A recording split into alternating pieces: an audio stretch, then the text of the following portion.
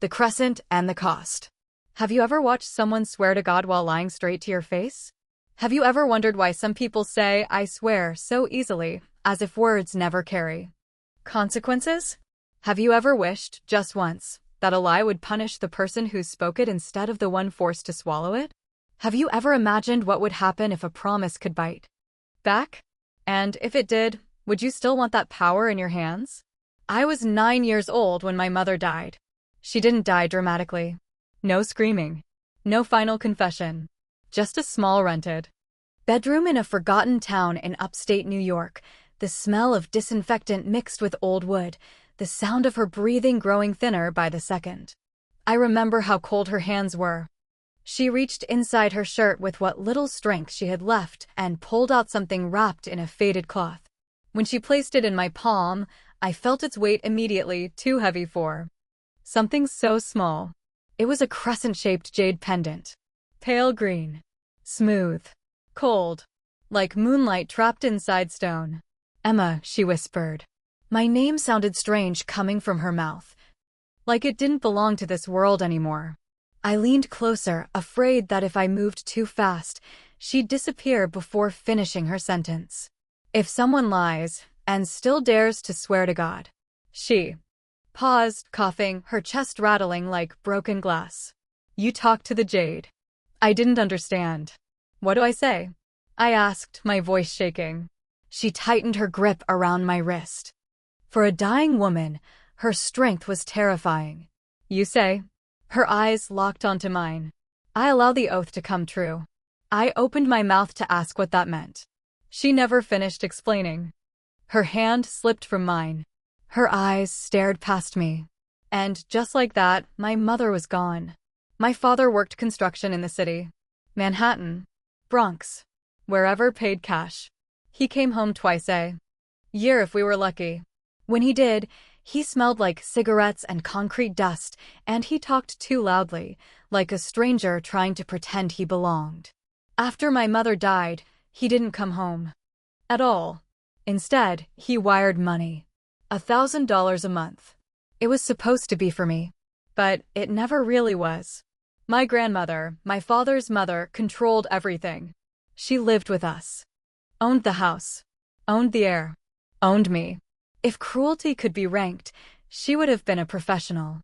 She adored my uncle, her youngest son, with a devotion that bordered on obsession. When my cousin was born, she treated him like royalty. Soft blankets. Fresh meat every day. New toys, even when the electricity bill went unpaid. And me? I learned early that love was a limited resource, and I was not worth the expense. Out of that $1,000 my father sent, she kept $950. The remaining $50 covered stale bread, instant noodles, and whatever weeds I could pull from the backyard and pretend were vegetables. The smell of stir-fried pork drifted over from my uncle's side of the property every evening, sliding through the thin fence like a deliberate insult. My stomach twisted itself into knots. One night, I stood in the doorway, fingers clenched so hard my nails dug into my palms. "Grandma," I whispered, "I want to eat meat." She turned slowly. Her eyes were sharp, precise, like knives that had learned patience. "If you want meat," she said, "you have to be good." I nodded immediately. Too fast. "I'll be good," I said. "I'll listen." The slap came without warning. A clean, ringing sound. My head snapped sideways, my ears buzzing. "Listening doesn't earn food," she said coldly. "You don't deserve it." She kicked over the empty water barrel beside me. "Useless, just like your mother," she spat. "Go fill it." Now. I was 9 years old. The bucket was heavier than my body. I carried water back and forth until my arms burned and my legs trembled. When I finished, I noticed a small bowl on the low wooden table. It was clean. Too clean. The grease had been wiped away carefully. But I recognized it instantly. It had held pork. She lay down on the bed and waved a hand dismissively. "I'm not hungry," she said. "Cook for yourself if you want." Within minutes, she was snoring. I stared at the empty bowl until my vision blurred. That night, I learned that hunger doesn't just live in your stomach. It lives in your bones. 2 years later. My father finally came home. The neighbors gathered like vultures disguised as friends.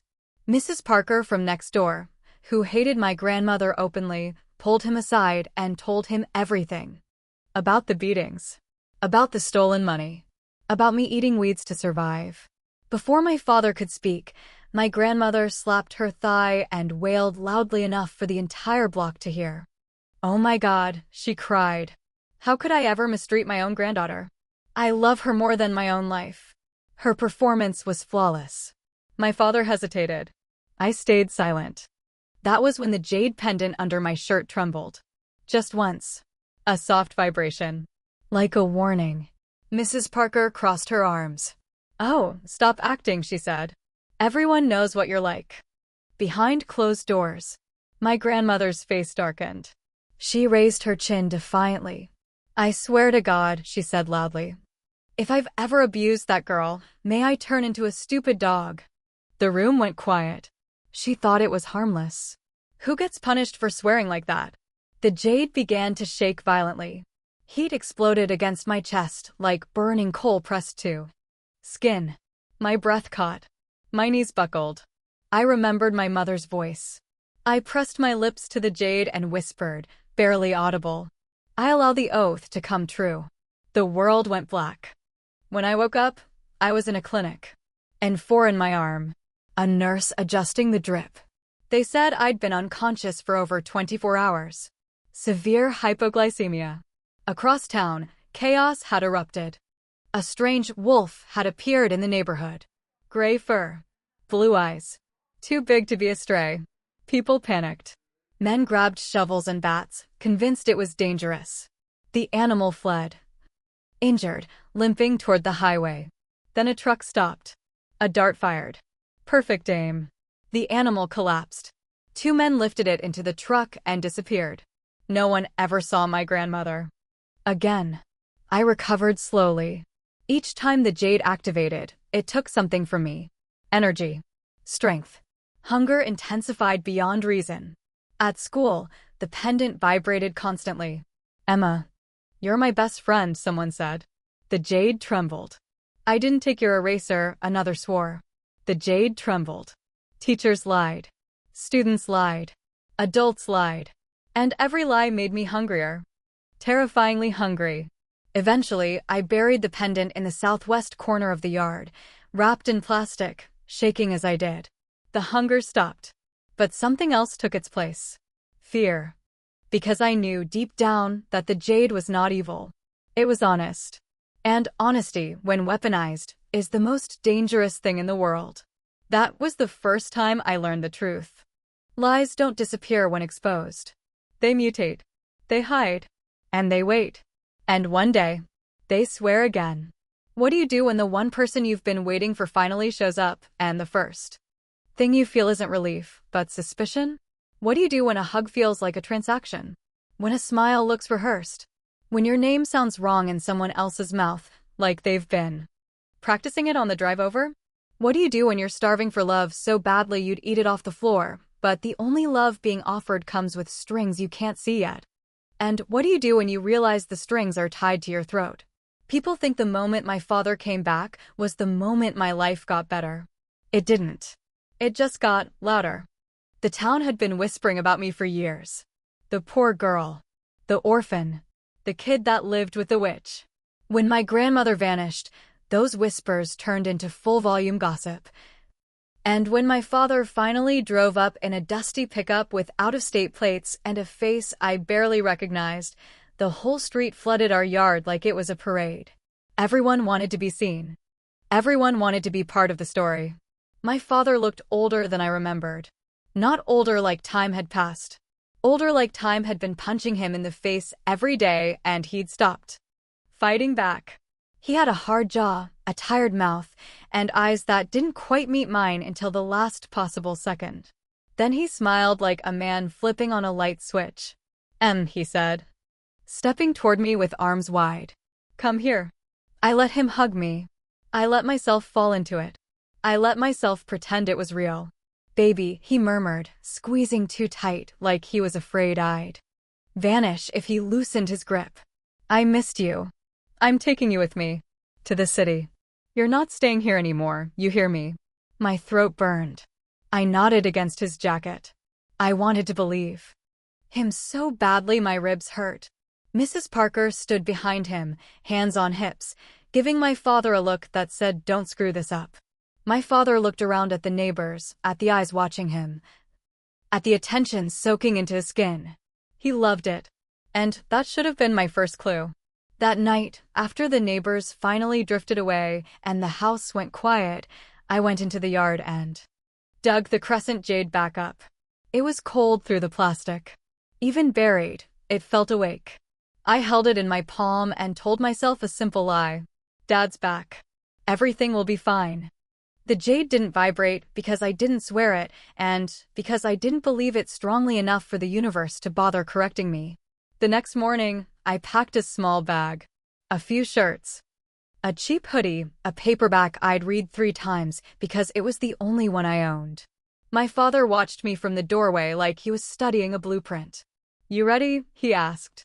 "Yeah." He nodded, and his eyes flicked to my chest where the jade hung beneath my shirt. So fast I almost missed it. Almost. The drive to the city was long, and the farther we got from town, the more the world outside the window changed. Trees turned into highway signs. Fields turned into billboards. Silence turned into traffic. My father kept the radio low, tapping the steering wheel, like he had something on his mind that was heavier than the miles. I stared at his hands. His knuckles were scarred. His nails were chewed. He wasn't just tired. He was desperate. "Dad," I said quietly, testing the word like it was new. "Where are we going exactly?" He cleared his throat. "Queens." I blinked. "We're going to live in Queens?" "For now," he said quickly. "Just until I get everything sorted." "What's everything?" He glanced at me, then back at the road. "Grown-up stuff." That answer was supposed to end the conversation. Instead, it ignited something in my stomach that wasn't hunger. It was dread. We pulled up to a building that looked like it had survived every decade by refusing to fall down. The lobby smelled like boiled cabbage and old paint. The elevator rattled like it was held together by prayers and rust. My father didn't seem embarrassed.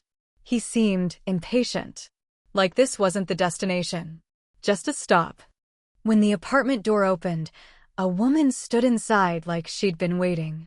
She was pretty in a way that felt intentional. Hair styled, lipstick neat, eyes bright. She looked like she belonged in a different life than mine. She moved fast, closing the distance and pulling me into a hug I didn't ask for. "Oh my God," she breathed into my hair. "Look at you. You're so sweet. So small." I went rigid. My father put a hand on my shoulder like he was placing a claim. "Emma," he said, "this is Dana." I looked at him. "Dana who?" He hesitated too long. Dana's smile flickered. "My friend," my father said too quickly. "She's helping out." "Helping out with what?" Dana stepped back, still smiling, and I noticed her eyes weren't warm. They were measuring. My father guided me deeper into the apartment. Then I saw the bedroom. A hospital bed sat in the middle of it like an accusation. Monitors. A portable oxygen tank. A stack of medical supplies on a folding table. And on the bed, a boy. Pale. Thin. A little younger than me. His chest rose and fell too carefully, like breathing was work he had to concentrate on. Dana's smile softened when she looked at him.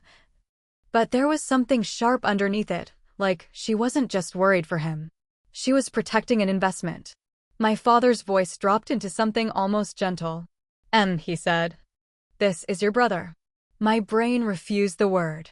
"I don't have a brother." My father's hand tightened on my shoulder. "Yes, you do," he said. "You just haven't met him."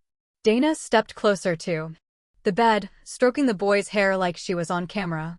"His name is Tyler." The boy's eyes turned toward me slowly. He looked at me like I was food. Not because he was cruel. Because he was starving too.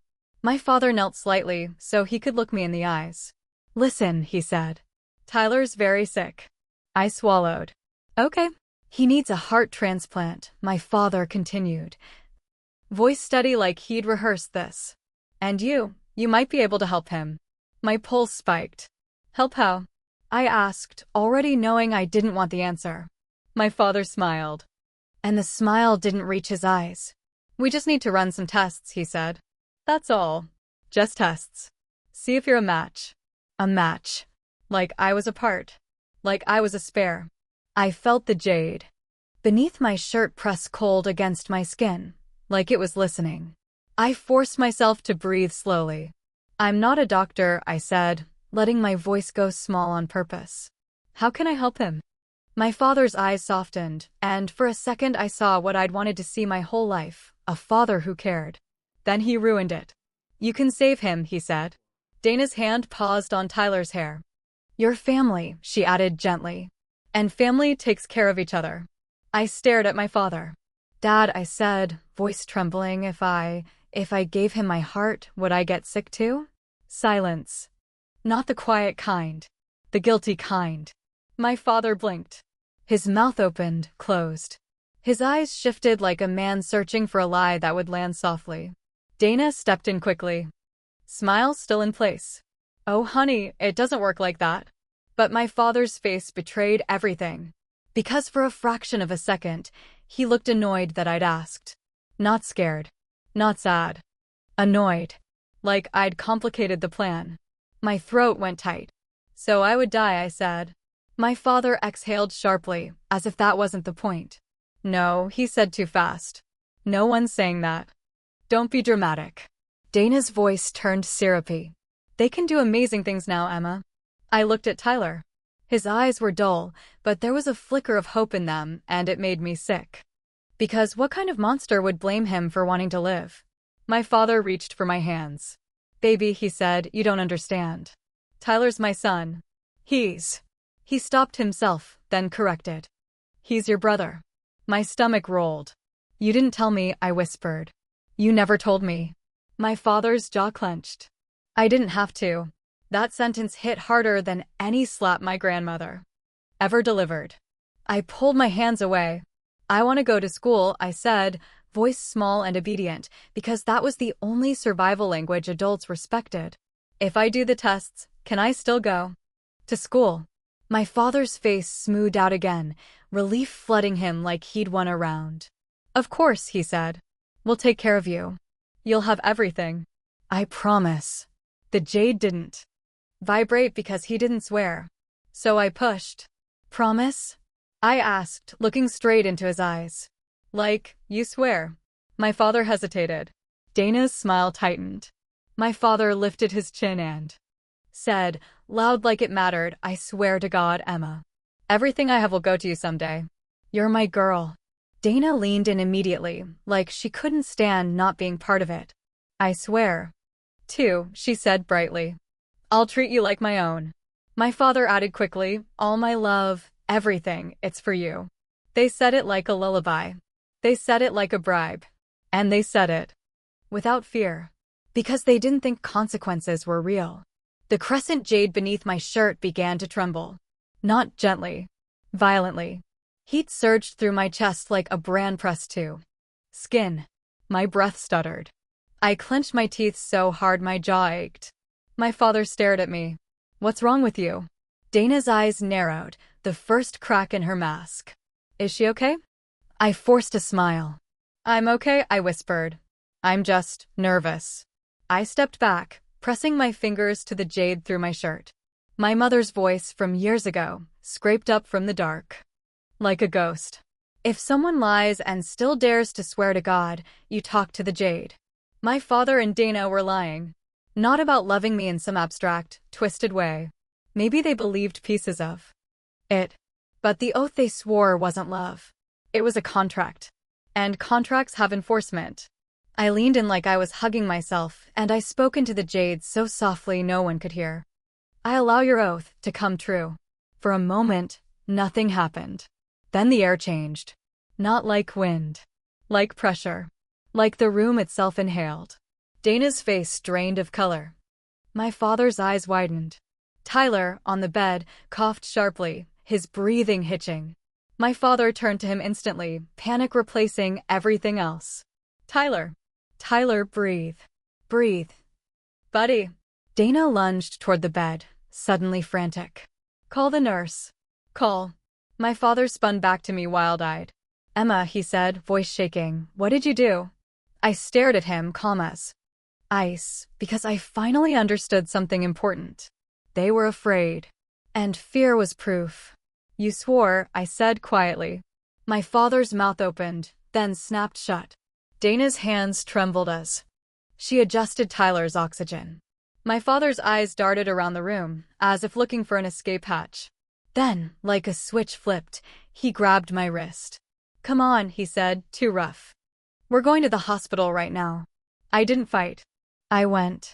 Because I wanted to see what kind of men and women waited at the end of their lives. The hospital was bright, clean, and full of people moving fast with the confidence of authority. My father marched me through it like he owned the place, Dana trailing behind. Tyler wheeled along with a nurse. A doctor met us in a private room. He was middle-aged, with a clipped voice and eyes that didn't linger on faces, only charts. My father spoke first, rapid fire. We're ready. We have the donor. We need compatibility. Tests immediately. Donor. The word landed like a punch. I looked at the doctor. I'm not a donor. The doctor blinked. Excuse me. My father squeezed my wrist harder. She's nervous, he said quickly. She's a kid. Dana smiled too brightly. She wants to help her brother. The jade against my skin was still warm. I could feel my own blood humming like it knew something was wrong. I turned to my father, voice steady. Dad, I said, if I do these tests, you swear you'll take care of me, right? You swear you won't let anything happen to me. My father's eyes flickered with irritation. Then he forced a smile and nodded like a man signing paperwork. I swear to God, he said. Nothing will happen to you. I'll protect you. I'll give you everything. Everything I own. All of it. Dana jumped in, practically singing. We swear. You're safe. The jade trembled. I felt it. The vibration like a live thing. Heat surged again. And I whispered. Right there in the hospital room, with my father gripping my wrist and the doctor watching like he was bored. I allow your oath to come true. The clock on the wall ticked over into a new hour. And the world snapped. My father's phone buzzed once. Then again. Then nonstop. Dana's phone lit up too, vibrating in her purse like a trapped insect. The doctor's face tightened when he saw my father's expression change. My father fumbled his phone, answered, and went pale. What? He rasped. No, that's not no. Stop selling. Dana yanked her phone out, her voice rising. What do you mean the accounts are frozen? That's impossible. My father's eyes swung to me, raw panic blooming. What the hell is happening? He demanded. I stared at him.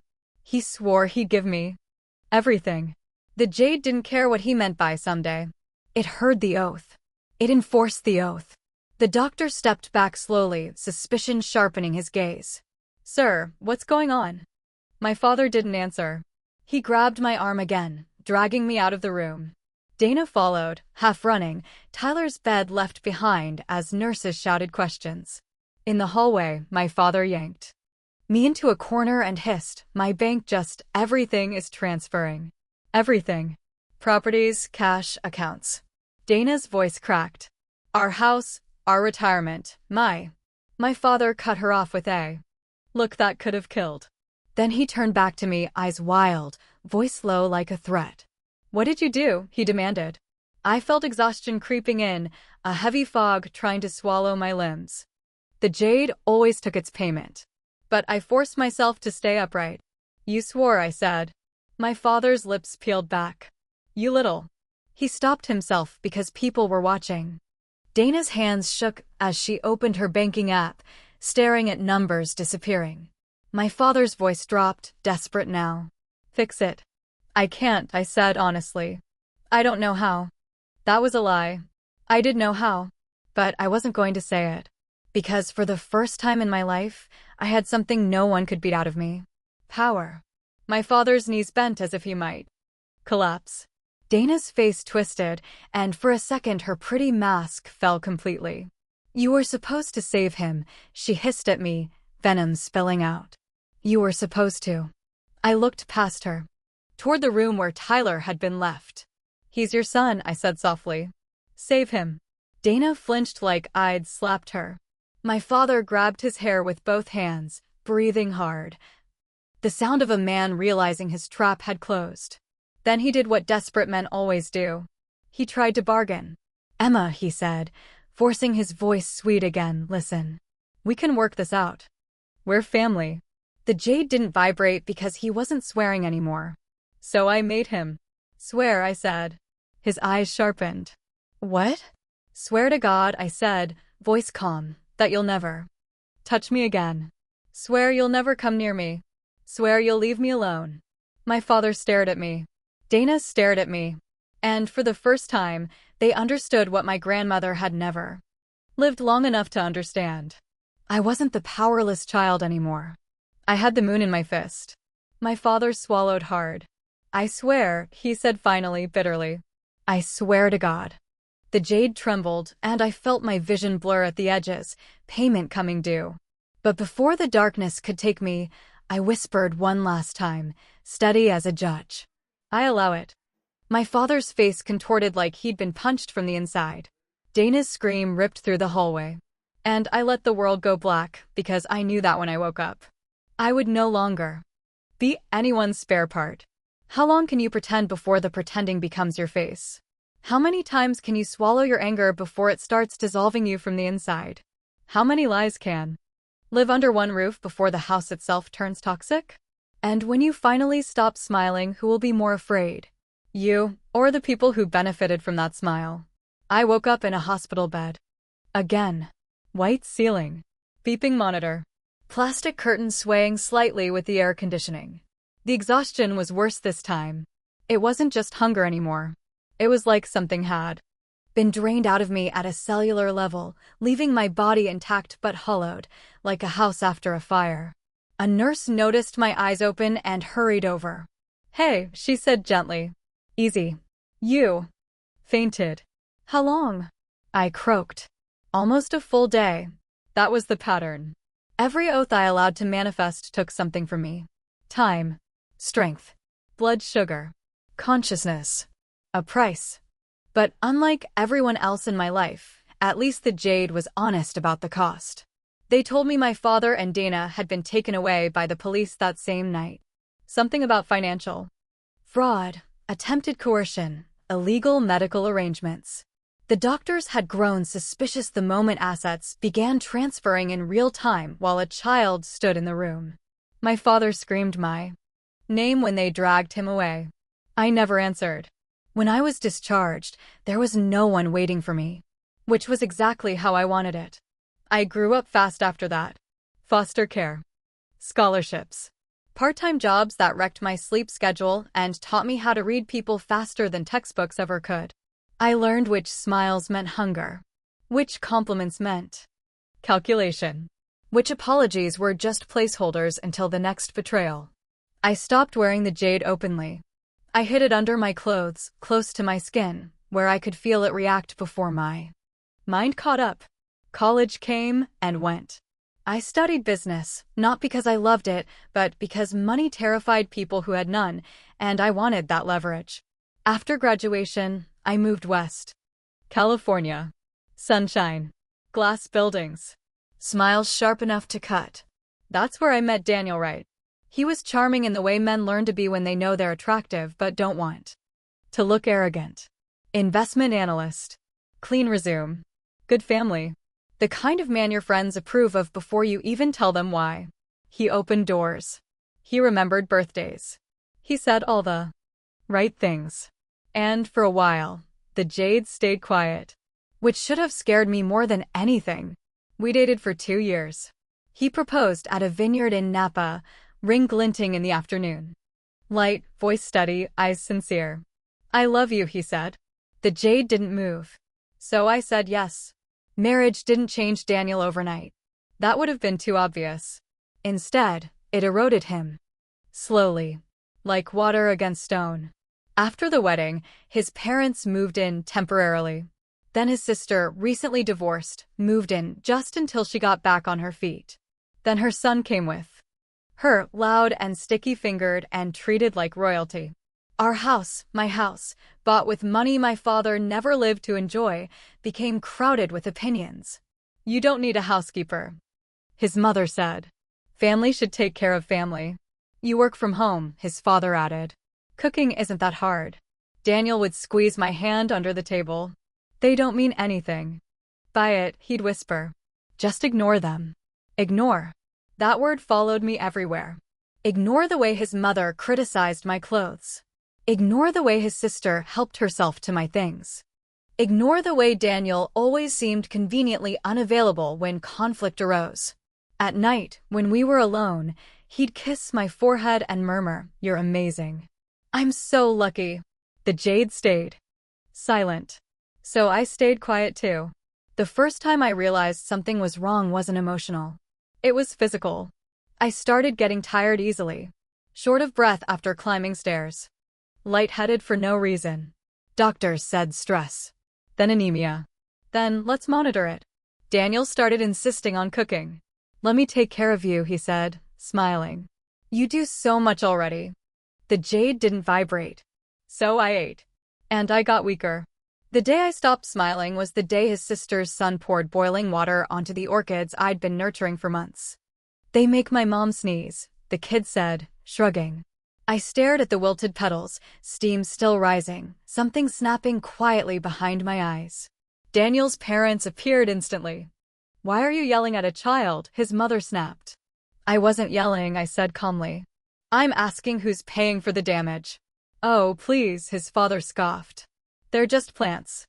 Those orchids cost $15,000, I replied.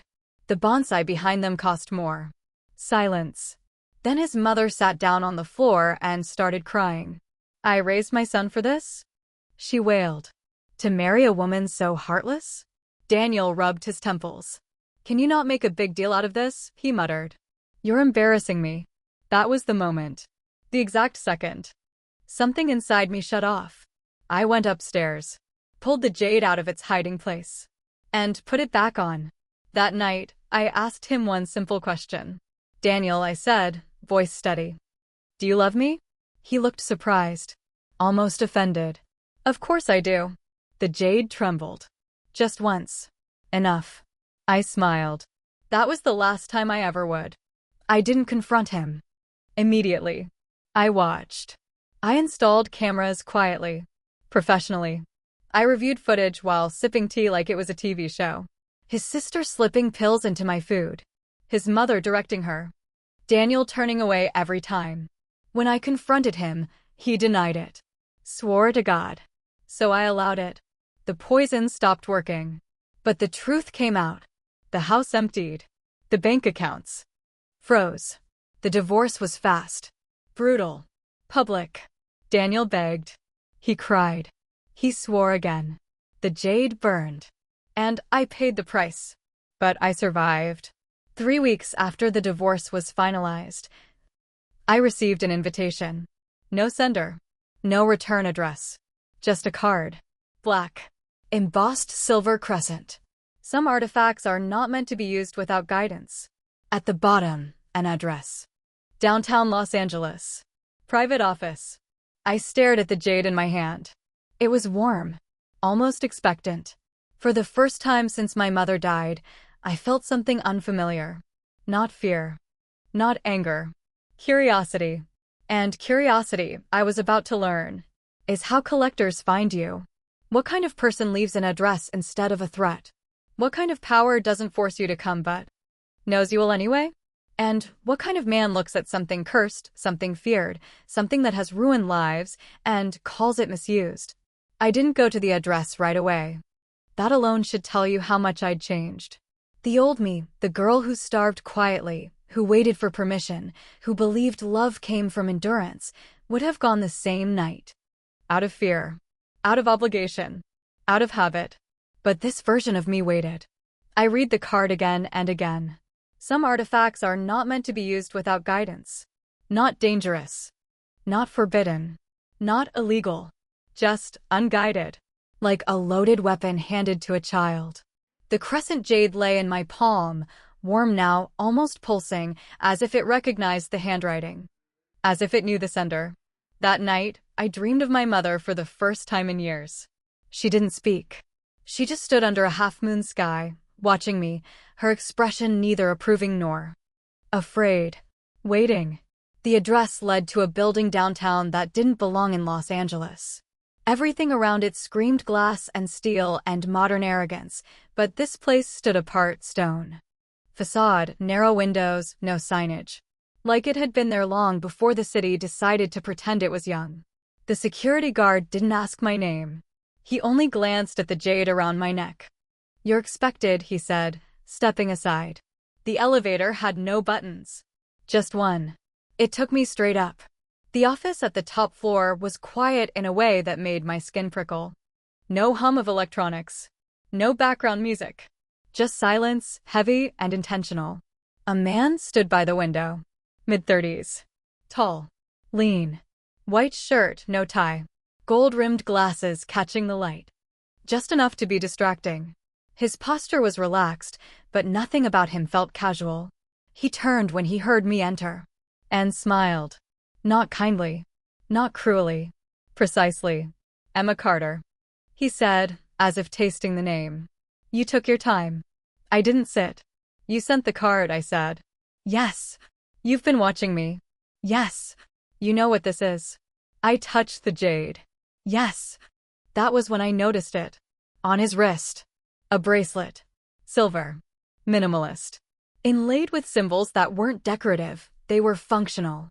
Like circuitry disguised as art. The jade grew hot. The man noticed. He said softly. "They always react to each other." I swallowed. "Who are you?" He walked toward his desk, movement smooth, unhurried, like a man who had never needed to rush for anything in his life. "My name is Adrian Cole," he said. "And I collect promises." I laughed once, sharp and humorless. "That's not funny." "I'm not joking." He sat, folded his hands, and finally looked directly at me. "You've been allowing oaths to manifest without understanding the mechanism. That's impressive and reckless. You think I don't know the cost?" I snapped. "I pass out. I starve. I bleed." Adrian nodded. "Yes, because you're acting as both judge and fuel." That stopped me. "What?" He gestured for me to sit. This time I did. "The Crescent jade," he said, "doesn't punish lies." That's a misconception. I felt cold crawl up my spine. "Then what does it do?" "It enforces consent," he replied calmly. "Specifically, your consent." I stared at him. "When someone swears," he continued, "they bind themselves to a conditional outcome. The jade doesn't activate because of the lie. It activates because you authorize reality to hold them to their words." I thought of my grandmother, my father, Daniel. They hadn't been struck down by fate. I had signed off on it. "You're not a victim of the artifact," Adrian said. "You're its administrator." My hand shook. "So why does it hurt me?" "Because enforcement requires energy," he replied. "And since you're not linked to a system, the jade draws directly from you." "A system like what?" I asked. He lifted his wrist. The bracelet. It hummed faintly, responding to the jade like a distant echo. "A regulator," Adrian said. "A governor. It redistributes the cost." "To who?" He smiled. "To the oathmaker." The room felt suddenly too small. "You're telling me," I said slowly, "that this whole time I've been paying the price for other people's lies?" "Yes." Something dark and electric unfurled in my chest. "Why didn't my mother have one?" I demanded. Adrian's expression softened, not with pity, but with respect. "She refused it." That answer stunned me more than anything else. "She believed," he continued, "that pain was the point. That power without suffering corrupts. She wanted you protected, but not detached." I clenched my fists. "So what are you offering?" I asked. Adrian leaned back. "Training," he said. "Guidance. A choice." He slid something across the desk. A small case. Inside it, another bracelet. Different from his. Simpler. The symbols unfinished, like they were waiting. "This will bind to your jade," he said. "Balance the cost." Sharpen the effect. Limit collateral damage. And the price. He met my eyes. You stop acting alone. I let out a breath I didn't realize I'd been holding. And if I refuse? Adrian shrugged. Then eventually, the jade will kill you. Or you'll hesitate at the wrong oath. And someone who deserves consequences will walk away clean. He stood, walked closer, voice low. You already know how many monsters walk free because good people get tired first. I thought of every time I'd stayed silent. Every lie I'd swallowed. Every promise that had crushed me instead of the one who made it. I looked at the bracelet. Then at him. If I put this on, I asked, what do I become? Adrian smiled. An arbiter, he said. A witness. A final signature. I reached for the bracelet. The moment my fingers touched it, the crescent jade flared bright, sharp, alive. And somewhere deep inside me, something clicked into place. For the first time since my mother died, the power didn't feel like a curse. It felt like alignment. Adrian stepped back, studying me like a craftsman examining his work. Welcome, he said quietly, to the collection. What happens when power finally stops hurting you? What happens when the cost shifts from your body to someone else's soul? If justice no longer requires your suffering, do you become merciful or merciless? And when the one oath you're asked to enforce is your own, what part of yourself are you willing to sacrifice? The bracelet sealed around my wrist without a sound. No snap. No click. Just a subtle tightening, like a promise deciding it. Fit. The crescent jade against my chest went cool for the first time in years. Not cold. Balanced. Adrian watched closely, eyes sharp behind the gold rims, like he was waiting for something to go wrong. How do you feel? He asked. I searched my body for the familiar signs, dizziness, hunger, the creeping weakness that always followed enforcement. There was nothing. I feel, I said. Slowly quiet. Adrian nodded. Good. That means the circuit closed correctly. I flexed my fingers. My pulse was steady. My breathing even. It was like I'd been walking against the wind my entire life, and someone had finally closed the door. So now what? I asked. Now, Adrian said, you learn the rules. The rules were simple. And terrifying. Rule 1. An oath only binds what the speaker believes they are risking. If someone swore casually, the consequence would be trivial. If they swore desperately, with everything on the line, the fallout would match that weight. Rule 2. You cannot enforce what you do not understand. Ambiguous oaths produced chaotic outcomes. Precision mattered. Rule 3, the one Adrian lingered on. You are not allowed to absolve yourself. I frowned. Meaning? You can enforce other people's promises, he said. But if you swear something while wearing the jade and the bracelet, the system will treat you like anyone else. And who enforces it? I asked. Adrian's gaze didn't waver. Reality. I didn't start with strangers. I started small. A corporate executive caught lying under oath during a deposition. A city councilman swearing he'd never taken a bribe. A tech founder promising user data was secure. I watched them speak. Watched their confidence. And when the jade pulsed, I allowed the oath. The bracelet warmed, not painfully, but with intent. The consequences were immediate. The executive lost access to every offshore account he thought was invisible. The councilman's hidden recordings surfaced within hours. The founder's encryption keys failed during a live audit. No blood. No spectacle. Just truth enforced. Adrian observed quietly. You're efficient. He said once. That's rare. I didn't feel triumph. I felt clarity. For the first time, the world made sense. Then Adrian brought me the file. This one's complicated, he said, setting it on the table between us. The name on the first page made my stomach drop. Daniel Wright. My ex-husband. What is this? I asked, already knowing. Wrongful death case. Adrian replied calmly. A woman overdosed last year. Her family suing the pharmaceutical distributor. And Daniel. He's the compliance officer who signed off on falsified safety reports. I flipped through the pages, heart pounding. He'd sworn in court that he'd never seen the altered data. I remembered his face. his practiced sincerity. The way he used the word promise like punctuation. He's going to swear again, Adrian said. Tomorrow. Federal hearing. I closed the file. I can't, I said. Adrian tilted his head. You can. I shouldn't. That's different. I stood abruptly. You said this wasn't personal. It isn't, Adrian replied evenly. For the system. But it is for you. Silence stretched between us. Finally, he spoke again. This is where arbiters are tested, he said. Not when the guilty are strangers. When they're familiar. I swallowed. And if I refuse? Adrian met my eyes. Then you prove your power has a blind spot. The courtroom was packed. Daniel looked thinner. Sharper around the edges. His suit was impeccable, but his hands betrayed him fidgeting, restless. He didn't see me at first. When he did, his face flickered with shock, then relief. He smiled. That smile. The one that said you won't hurt me. I took a seat behind the gallery, heart steady, jade cool. The prosecutor questioned him carefully. Mr. Wright, did you knowingly approve falsified safety documentation?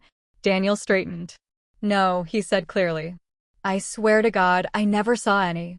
Manipulated data. The jade stirred. Not violently. Not gently. Decisively. I thought of the woman who died. Of the family in the front row, hands clasped together in silent prayer. Of every time Daniel had sworn love, loyalty, innocence. Adrian's words echoed in my head. An oath binds what the speaker believes they are risking. Daniel believed he was risking his career. Not his life. Not his freedom. Just his image. I inhaled. And whispered, barely moving my lips. I allow it. The bracelet flared once. Daniel's breath caught mid-sentence. He blinked. Swallowed. The prosecutor frowned. Mr. Wright? Daniel's face went pale. He stammered. I saw. I mean. Murmurs rippled through the courtroom. I reviewed the files. He blurted suddenly, voice cracking. I knew they were altered. The room erupted. His lawyer shot to his feet. Your Honor. But it was too late. Daniel collapsed back into his chair. Eyes wild, like he'd just woken from a nightmare he couldn't escape. The truth had slipped out, not forced, not tortured. Just unsealed. I didn't feel satisfaction. I felt release. That night, alone in my apartment, I removed the bracelet and stared at it. I could stop. I could walk away. I'd enforced justice. I'd proven I could do it without losing myself. But then the jade warmed. Not in warning. In invitation. I remembered my mother's hands. The way she'd looked at me, not afraid, but resolved. She hadn't refused guidance because she feared power. She'd refused because she wanted me to choose. My phone buzzed. Unknown number. I answered. Emma Carter, a voice said softly. This is Judge Morales. I sat up. There's a case tomorrow, she continued. Off the record. We need someone who can tell when a man is lying, even when he believes himself. I closed my eyes. This was the oath I couldn't take back. Not to punish. Not to avenge. But to bear witness. I slipped the bracelet back on. I'll be there, I said. After the call ended, I looked at my reflection in the darkened window. The girl who starved quietly was gone. The woman who stopped smiling remained. And standing in her place was something new. Not a weapon. Not a savior. But a line. Drawn in truth. Waiting for the next oath to cross it. What promise survives when no one is forcing you to make it? What vow still matters when there is no God to witness it, no artifact to enforce it, no price to shift onto someone else? If power is finally silent, if the jade no longer burns, if the bracelet no longer hums, what are you when you are left alone with your own conscience? And if the last oath is yours, who will hold you accountable? The courthouse was empty when I arrived. Not abandoned, just quiet in the way places get when the decisions have already been made somewhere deeper than paperwork. The kind of silence that presses against your ears and forces you to hear your own breathing. Judge Morales was waiting in chambers. She didn't look like someone who believed in miracles. No nervous energy. No superstition in her eyes. Just fatigue earned over decades of watching people swear truth and mean convenience. She didn't ask about the jade. She didn't ask about the bracelet. She only said one thing. Sit, she said. And listen. The man in question wasn't a criminal in the traditional sense. No indictments. No prior convictions. No blood directly on his hands. He was a philanthropist. A donor. A man who built hospitals and closed factories in the same fiscal quarter. He swore earnestly that he had never knowingly destroyed lives. That every decision he'd made was legal, reviewed, justified. And the terrifying part? He believed it. The jade warmed. Not sharply. Not urgently. Uncertain. For the first time. The artifact hesitated. Adrian's voice echoed in my mind. You cannot enforce what you do not understand. This man didn't think he was lying. He had simply learned to redefine truth until it fit. Judge Morales watched my face closely. Is he lying? She asked. The room felt heavier than any courtroom I'd ever stepped into. If I allowed the oath, what would be enforced? A belief system? An economy? A lifetime of rationalized harm? The bracelet stayed silent. For the first time since I was 9 years old, the power did nothing. And that's when I understood. The jade was never meant to replace judgment, only to expose where judgment was absent. I met the judge's eyes. No, I said finally. He isn't lying. Judge Morales didn't flinch. She nodded once. That's what I needed to know. As I stood to leave, she spoke again. You could have ruined him, she said quietly. Why didn't you? I thought of my mother. Of hunger. Of every time I'd wanted the world to bleed the way I had. Because truth without responsibility is just another weapon, I said. She studied me for a long moment. Then she smiled. Not kindly. Respectfully. I found Adrian waiting outside. He already knew. You chose restraint, he said. Many don't. You wanted me to, I replied. He shook his head. No. I wanted to see if you could choose it. Without being told. We walked in silence for a while. Finally, I stopped. This ends, I said. Adrian turned. The collection, he asked. The dependency, I corrected. On artifacts. On systems. On permission. I unclasped the bracelet and held it out. I won't enforce what I don't believe in, I said. And I won't become something people fear more than they respect. Adrian didn't argue. He only said, then you understand what your mother did. I closed my fingers around the bracelet one last time. What happens to the jade? I asked. That, he said, is up to you. That night, I returned to a place I hadn't seen in decades. The old house upstate. The yard was smaller than I remembered. The fence crooked. The soil thin and stubborn. I stood in the southwest corner. And I dug. The Crescent jade was still there. Unchanged. Cold. Patient. I held it under the moonlight and felt, truly felt, how much of my life it had shaped. Not because it forced me, but because I let it. I pressed it to my chest one last time. And I spoke, not as a child, not as an arbiter, not as someone asking reality for permission, but as myself. I don't give my consent anymore. The jade didn't resist. It didn't burn. It didn't protest. It simply dimmed. Like a light turned off by someone who finally knew where the switch was. I buried it again. Not as a secret. As a boundary. I never stopped noticing lies after that. I just stopped needing to punish them. I learned that some truths dismantle themselves when left in the open. That some people destroy their own worlds without help. That justice isn't about balance, it's about choice. Years later, someone once asked me how I could tell when a person was lying. I smiled, not the old smile, not the practiced one. A real one. I listen, I said. And then I decide whether it's worth responding. Because the most powerful promise I ever made wasn't enforced by jade, wasn't witnessed by God, wasn't paid for in blood or hunger or silence. It was the one I made to myself. To never again let someone else's lie define the shape of my life. The end.